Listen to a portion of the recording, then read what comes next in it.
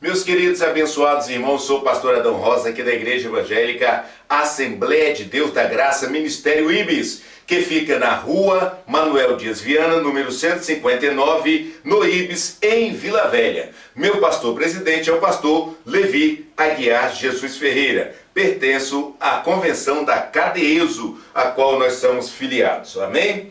Bom, queridos, estaremos hoje estudando a lição de número 8, que tem como título O Exílio de Davi. Essa importante lição, essa revista, eu quero parabenizar aqui reiteradamente a CPAD, que nós estamos aprendendo bastante com esta lição, essa revista desse trimestre, como todos os outros, mas cada qual a seu tempo trazendo um ensino de qualidade para nós. Amém?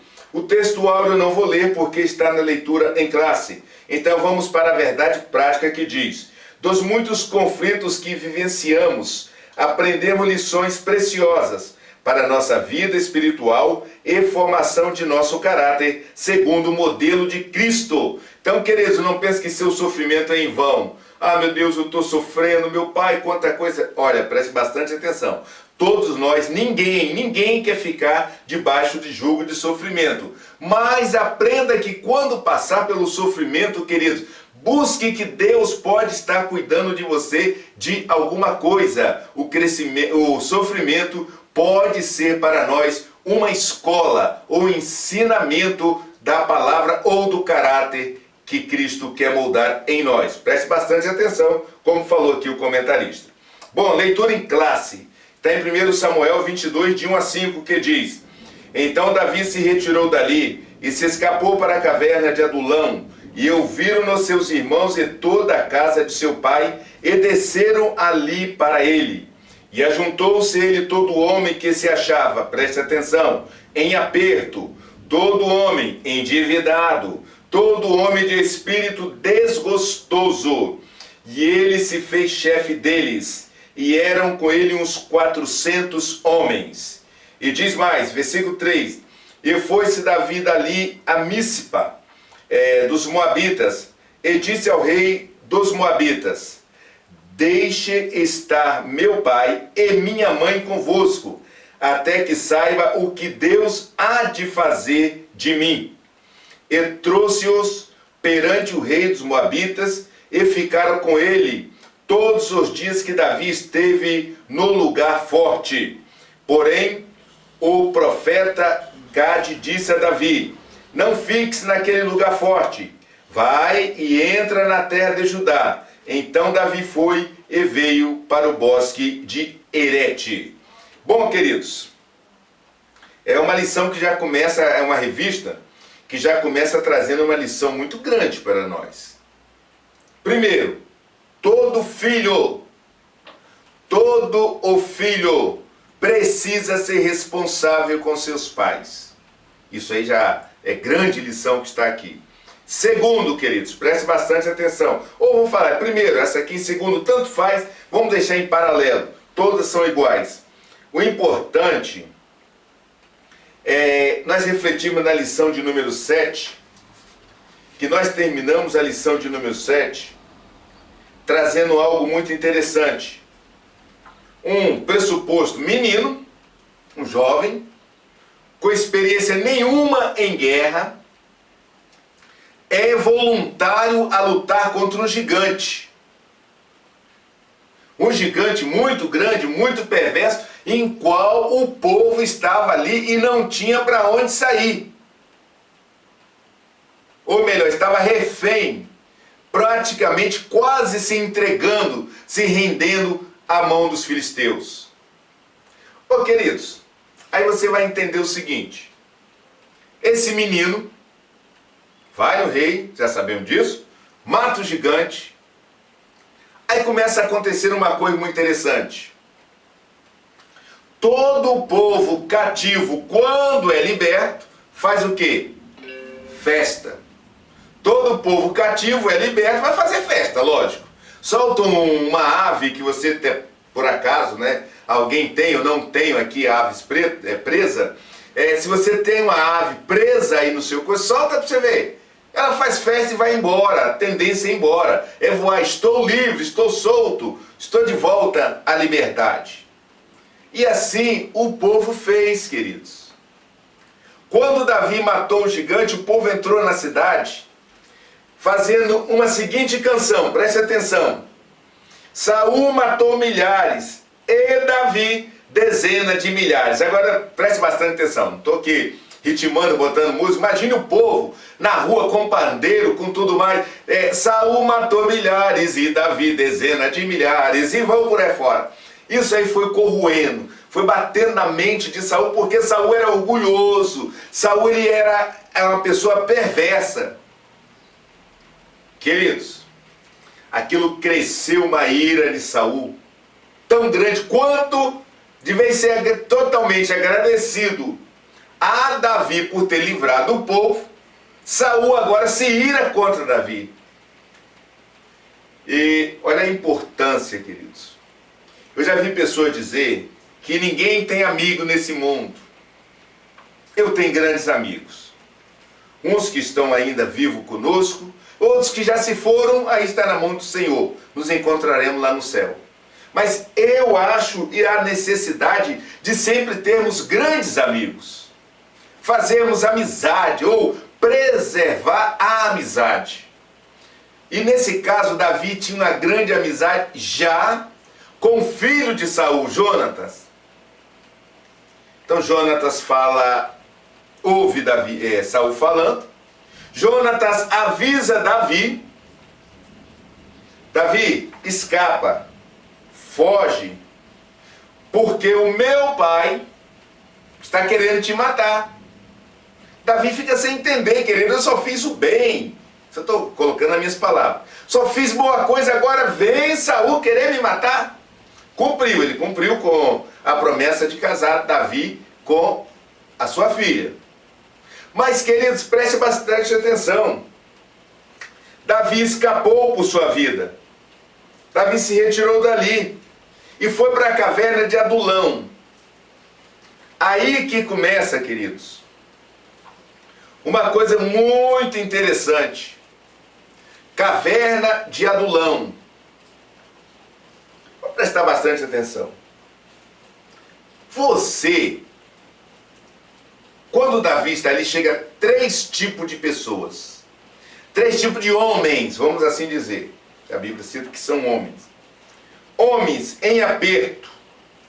Esses homens em apertos, queridos, o comentarista vai dizer também, e você vai entender, eram homens que porventura fora cativo, tirado de algum lugar e estava fugindo de uma situação de morte, como Davi, ou digamos assim. Era uma empatia total. Existia outro tipo aqui. Homens endividados. Olha aí. Problema aí, né? Dívidas. Ah, não, pastor, mas quem deve tem que pagar. Eu acho que tem que pagar. A Bíblia vai dizer que se você a ninguém nada deveis a não ser o quê? O amor. Então, se você deve em espécie, em material, você precisa pagar. Mas nesse caso aqui, queridos, a dívida já estava sendo abusivas. Deveu, você vê no caso ali, né, da viúva, né? Ela chega para o Eliseu e fala, Eliseu, meu marido era seu servo. E agora está lá por causa de uma dívida, não quer dizer que a dívida dele estava atrasada, querido. Talvez estava em dia, mas ele não ia ter mais como pagar. A viúva não tinha mais como pagar. Chegou ali, o que aconteceu? Falou, olha só, o teu servo, e agora o que eu vou fazer? Querem levar os meus filhos para ser escravos. O profeta, para aí, nós vamos dar um jeito nisso. Estou botando as minhas palavras, tá, querido? O profeta vai lá, multiplica o azeite e vai lá, paga a dívida, ainda fica rica com o resto, aposenta com o resto. Até que seus filhos cresçam e tudo mais. Queridos, então na verdade, homens endividados aqui, trata de homens que devia e estava em grande aperto. Outro grupo de homens, homens de espírito desgostoso. Quando a pessoa perde a esperança, está entrando em uma depressão. Estou falando de profunda ou não. Quando a pessoa diz, não vale a pena mais lutar, não vale a pena mais nada, onde eu estou não vale mais nada, onde eu estou não tem mais nada. Aí de repente chega a notícia, ei, tem um Davi na caverna de Adulão, que ele aceita você lá, rapaz. Aí a pessoa parte para lá e realmente Davi vira chefe deles. Agora eu te pergunto, queridos, homem segundo o coração de Deus, passa a ser chefe de uma turma que, vou falar a verdade, socialmente não tinha mais esperança. Você gostaria de ser pastor de uma igreja dessa?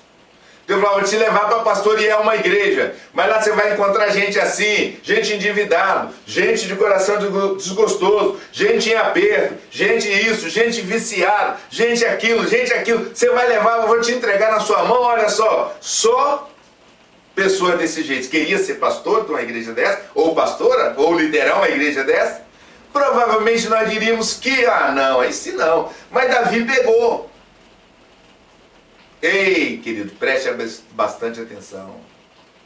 Quando Jesus ele fala, vinde a mim, todos vós que estáis o quê? Cansados, oprimidos, endividados, estou colocando mais um monte de coisa. Jesus montou e vem montando a igreja dele em cima dos necessitados de Deus. E hoje nós queremos montar a igreja em cima dos bonzinhos.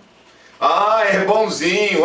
Não, então esse é fazendeiro em tal região, então ele veio para cá, vamos aceitar o fazendeiro pode nos ajudar, isso é bom, é isso que nós queremos. Mas ninguém quer um currículo como este que Davi pegou. Ou é difícil, vamos tirar o ninguém, que temos que lembrar sempre dos 7.000. Então é difícil quem queira estar com o povo desse aí. Bom, queridos, mas nós vamos ver no decorrer da lição, eu estou adiantando porque meu tempo aqui ele é pouco, então é para você meditar também. Davi, ele faz uma coisa muito interessante. Os seus pais não poderiam também ficar na caverna de Adulão, porque não tinha nenhum tipo de conforto. Davi vai a outro rei, inclusive, se não me engano, Moabita, e leva ali os seus pais se deixam ali. Você fala, mas como Davi foi lá nos Moabitas fazer isso? Porque, teoricamente, ou muitos escritores dizem também, porque a sua avó, Ruth, se eu não me engano, era uma Moabita. Então ele tinha um salvo-conduto, vamos assim dizer, no meio dos Moabitas. Ele pôde entrar e deixou os seus pais lá e foram bem cuidados. E agora é interessante que no versículo 3, lá na parte B, ele fala, está meu pai e minha mãe convosco, até que saiba o que Deus há de fazer de mim. Deus já tinha dito que ele era rei, irmão. Mas uma pessoa do coração simples. Até eu assumir, depois que eu assumir o poder, eles vão ver o que vai ser na vida dele. Não tinha ira no coração. Fala, por que Davi era um homem segundo o coração de Deus? Está aí uma prova também. Ele não chegou falando, quando eu assumir, pai e mãe, depois que eu assumir, vocês vão ver o que vai acontecer com Saul, o que vai acontecer não sei com quem, com outro. A Bíblia vai dizer que Davi não matou Saul. Meus queridos, continuando a nossa lição aqui, eu achei algo muito interessante para compartilhar aqui. Em 1 Samuel, capítulo 21, versículo 10, diz assim, e Davi levantou e fugiu daqueles dias diante de Saul, e veio a Aquis, rei de Gade. Porém, os criados de Aquis lhe disseram, não é este Davi o rei da terra? Não se cantava desde as danças, dizendo, Saul feriu os seus milhares, porém Davi os seus 10 milhares. Davi considerou essa palavra no seu ânimo e temeu muito diante de Aquis, rei de Gade, pelo que contrafez diante dos seus olhos dele, e fez-se como doido entre suas mãos, e esgravatava nas portas do portal, e deixava correr saliva pela barba. Então disse Aquis aos seus criados: eis que bem vesdes que este homem está louco, porque mostrou-se a mim. Faltava-me a doidos, para que trouxesse este, que fizesse doidice diante de mim. Há de este entrar na minha casa? Queridos, aqui, o que nós acabamos de ler e entender aqui, foi uma estratégia muito interessante que Deus deu a Davi. Davi, perante aquele rei, se fingiu de doido. Parecia que não tinha juízo algum. Porque, meus queridos, o problema todinho de Davi agora estava a fama dele. Todos diziam que Saul matou seus milhares, Davi 10 de milhares. Davi matou muito mais, Davi era um grande. Então, quando chegou ali, Davi não queria que esse título trouxesse para ele o mesmo problema que ele já estava perante Saul. Ele falou: esse rei vai querer me matar. Esse rei vai entender que eu estou aqui também para conquistar alguma coisa. Então ele ia entrar em outra contenda. Oh, querido, preste atenção. Muitas vezes não queira ser famoso, não queira ser só reconhecido. Muitas vezes é preciso ter a estratégia da humildade de fingir de louco. A Bíblia vai dizer que os loucos não rearão o caminho ainda. Queridos, você precisa de estratégia de Deus, nós precisamos viver. Então o que aquele rei fez? Esse homem aí, tira daqui, rapaz. Eu já tenho doido demais. Não, esse homem não vai entrar na minha casa. Então mais uma estratégia que Deus dá a Davi. Meus queridos, Davi, após se tornar pastores dessas três classes de homens, em aperto, endividado, homem de espírito desgostoso, Davi, queridos, agora ele assume perante Deus uma experiência que ele nunca tinha passado.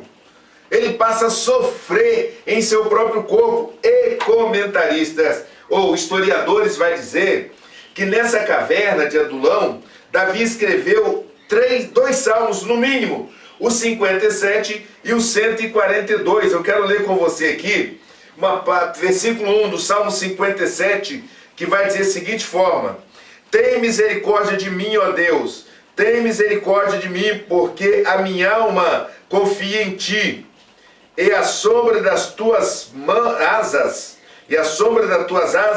me abrigo até que se passem as calamidades. Meus queridos, mesmo em dificuldade, já sendo líder agora de uma classe que muitas pessoas não gostariam de liderar, ele escreve também o Salmo 142, versículo 5, que vai dizer da seguinte forma, preste atenção. Salmo 142, 5. A ti, Senhor, clamei e disse: tu és o meu refúgio, a minha porção na terra dos viventes.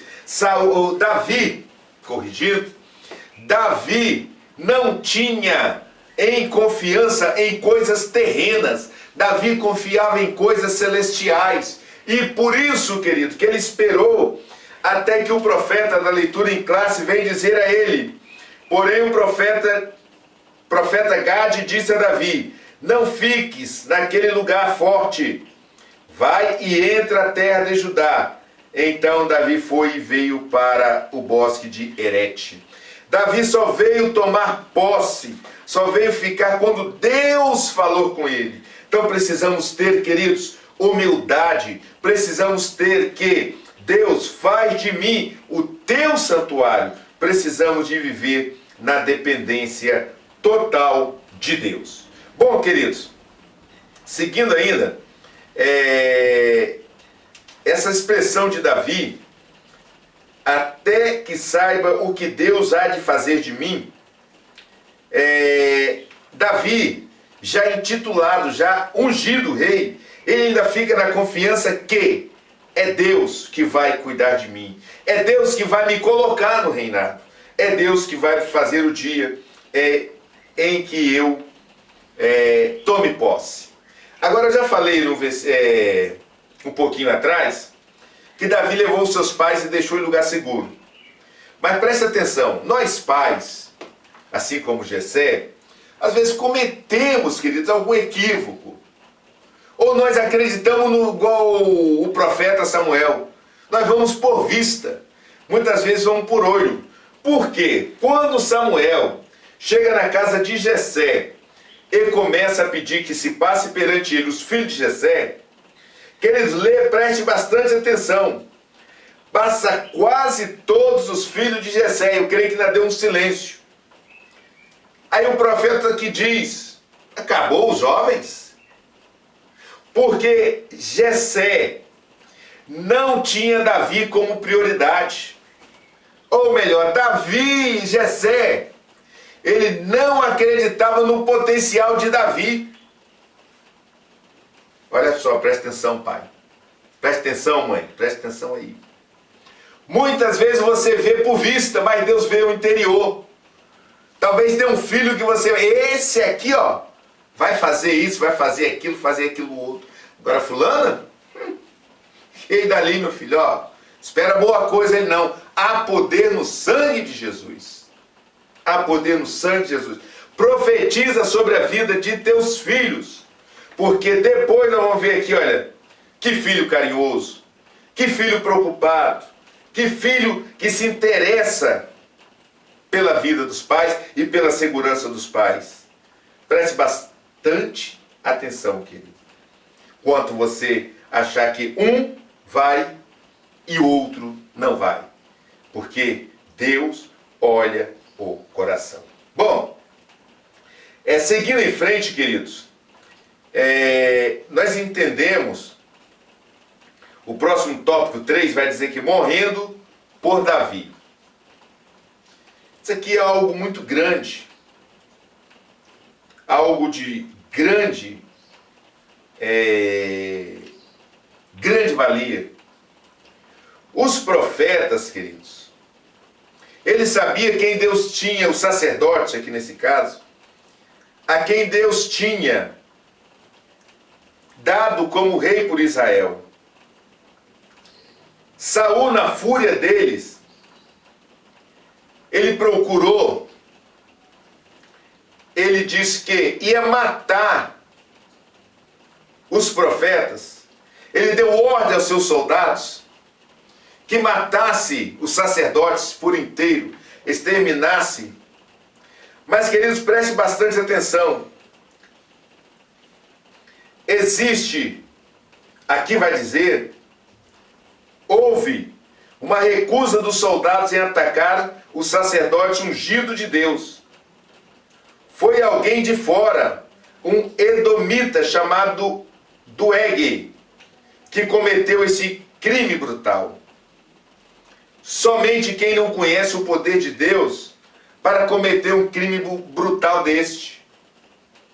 Doeg matou, querido, mas nessa mortalidade aqui, apenas um filho de Ameleque, Abiatar, sobreviveu, salvou o efode santo e foi ter com Davi.